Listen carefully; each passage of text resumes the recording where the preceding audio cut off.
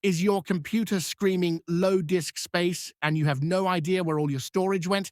Don't worry, today I'll show you how to track down those space hogging files using a free tool called Windows Directory Statistics. Let's get started. First, let's download and install it. Don't worry, it's free and safe.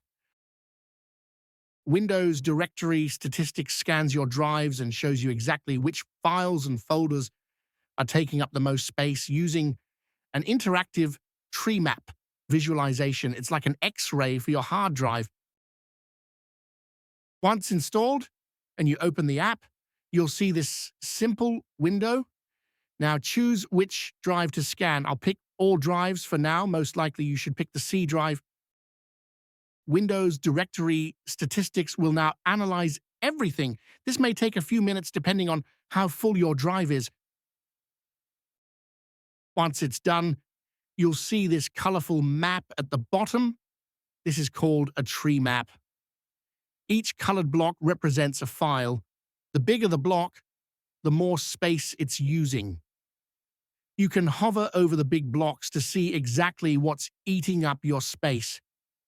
Up top, you'll also get a file extension breakdown, super useful for spotting giant video files, backups, or forgotten downloads. Found something huge you don't need?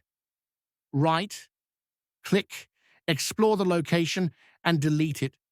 But be careful not to delete important system files.